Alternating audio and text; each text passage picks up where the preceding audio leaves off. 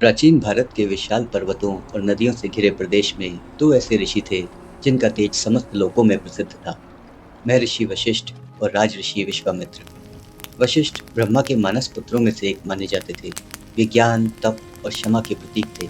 उनका आश्रम सरस्वती तट पर बसा था, जहाँ ब्रह्म विद्या का सागर प्रवाहित होता था। दूसरी ओर विश्वामित्र पहले एक पराक्रमी राजा थे, कौशिक वंश के तेजस्वी शासक। उनके रथ के पहिए से भूमि कांपती थी और उनकी सेना की गर्जना शत्रुओं के हृदय को कबा देती थी। किंतु इस कहानी की शुरुआत तब हुई जब राजा विश्वामित्र का अभिमान एक साधु की सरलता से टकराया और एक साधारण सी घटना ने उन्हें ब्रह्म ऋषि बनने के पथ पर धकेल दिया। एक दिन राजा विश्वामित्र शिकार के लिए निकले। उनके साथ सेना थी, मंत्री थे और रथ के आगे चलता हुआ वैभव। संध्या समय जब सूर्य अस्त की ओर बढ़ रहा था, उन्होंने वशिष्ठ के सुंदर आश्रम को देखा। एक ऐसा स्थान जहाँ हर वृक्ष शांत था, हर जीव संतुष्ट। थके हुए राजा आश्रम में पहुंचे और कहा, महर्षि, हम राजकुल से आए हैं। कुछ अन्न और विश्राम की आवश्यकता है। वशिष्ठ मुस्कुराए। राजन, यह आश्रम आपका ही घर है। यहाँ सब कुछ है, चिंता ना करें। कुछ ही समय में आश्रम में सैकड़ों सैनिकों के लिए भोजन, आसन और उत्तम अतिथि सत्कार हो गया। राजा चकित रह गए। ऋषिवर, आपके पास तो कोई भंडार नहीं, फिर भी इतना सब कैसे संभव हुआ? वशिष्ठ ने हंसकर कहा, राजन, यह सब कामधेनु नंदिनी का वरदान है। वह इच्छा अनुसार सब कुछ दे देती है। राजा की आंखों में लालच कौंधा। उन्होंने सोचा, ऐसी गाय मेरे राज्य में हो तो कोई भूखा ना रहेगा।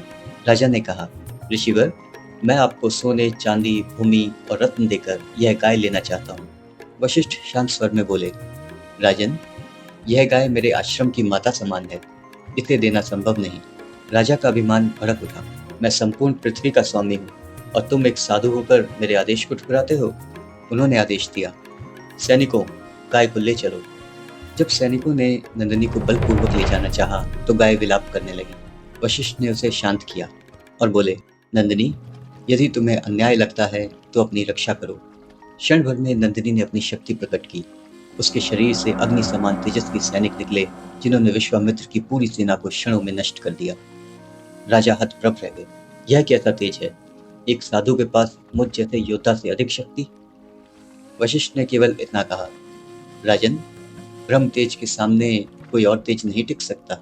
उस दिन विश्वामित्र ने प्रण किया, मैं भी तप करके ऐसा ब्रह्म तेज अर्जित करूंगा कि स्वयं देवता भी मेरी शक्ति को पहचाने। यही क्षण था जब राजा विश्वामित्र राजऋषि बने। राजा ने राज्य, महल और ऐश्वर्य सब कुछ त्याग दिया। उन्होंने सिंहासन अपने पुत्र को सौंप दिया और वन की ओर चल पड़े। उन्होंने वर्षों तक कठोर तप किया। उनके शरीर पर धूल जम गई, बाल उलझ गए, पर आंखों में केवल एक ध्येय था, मैं ब्रह्म ऋषि बनूंगा।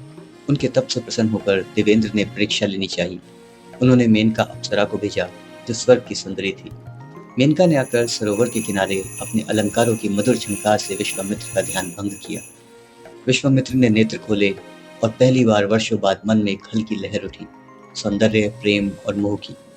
उन्होंने मेनका से विवाह किया और उनसे एक कन्या उत्पन्न हुई, शकुंतला। किंतु कुछ वर्षों बाद जब उन्होंने अपने भीतर तप की ज्वाला ठंडी होती देखी तो वे ग्लानि से भर उठे। मैं फिर मोह में फंस गया, मेरी तपस्या व्यर्थ हो गई। उन्होंने मेनका और कन्या को छोड़ दिया और फिर से वन में चले गए, पहले से भी कठोर संकल्प के साथ। अब उनका तप देवताओं को भी भयभीत करने लगा। उन्होंने एक बार त्रिशंकु राजा की सहायता की, जिसे देवराज इंद्र ने स्वर्ग में प्रवेश नहीं दिया था। विश्वामित्र ने कहा, यदि इंद्र नहीं स्वीकारता तो मैं स्वयं तुम्हारे लिए एक नया स्वर्ग बना दूंगा। उन्होंने मंत्र बल से त्रिशंकु को आकाश में उठा दिया और नया लोक निर्मित करने लगे। इंद्र ने विरोध किया, पर विश्वामित्र ने घोषणा की, त्रिशंकु स्वर्ग मेरे द्वारा रचा जाएगा। यह दृश्य देखकर देवता कांप उठे। स्वयं ब्रह्मा ने हस्तक्षेप किया, विश्वामित्र, तुम्हारा तेज अब ब्रह्म ऋषियों के समान है, किंतु क्रोध और अहंकार त्यागो, तभी सच्चा ब्रह्मत्व मिलेगा। विश्वामित्र ने सोचा, जब तक वशिष्ठ मुझे ब्रह्म ऋषि नहीं कहेंगे, मेरा लक्ष्य अधूरा है। उन्होंने फिर से तप किया, वर्षों तक बिना अन्न, बिना निद्रा। वशिष्ठ जानते थे कि राजऋषि अब आध्यात्मिक पराक्रम के शिखर पर हैं। एक दिन वे स्वयं विश्वामित्र के सामने आए। विश्वामित्र की आंखों से आंसू बहने लगे। गुरुदेव, क्या अब मैं योग्य हूँ? वशिष्ठ ने कहा, अब तुम्हारे भीतर ना क्रोध है, ना अहंकार। तुमने सब कुछ जीत लिया है विश्वामित्र। आज से तुम ब्रह्म ऋषि हो। देवताओं ने पुष्प वृष्टि की और आकाश से घोष हुआ, वशिष्ठ और विश्वामित्र अब एक ही हैं, ज्ञान और शक्ति का संगम। अब विश्वामित्र का हृदय करुणा से भर गया। उन्होंने उन्हीं वशिष्ठ से ब्रह्म विद्या ग्रहण की जिनसे कभी युद्ध किया था। वशिष्ठ ने कहा, देखो पुत्र, जब तक अहंकार रहेगा तब तक ब्रह्म नहीं मिलेगा। ज्ञान वही है जो विनम्रता में प्रकट होता है। विश्वामित्र ने कहा, मैंने युद्ध में राज्य जीता और सच्ची विजय तब मिली जब मैंने अपने मन को जीता। इन दोनों ऋषियों की कथा यह सिखाती है कि शक्ति जब विनम्रता से जुड़ती है तभी सृष्टि में संतुलन आता है। वशिष्ठ ने विश्वामित्र को अपने समान स्थान दिया और दोनों ने मिलकर कई राजाओं को धर्म और न्याय का पाठ पढ़ाया।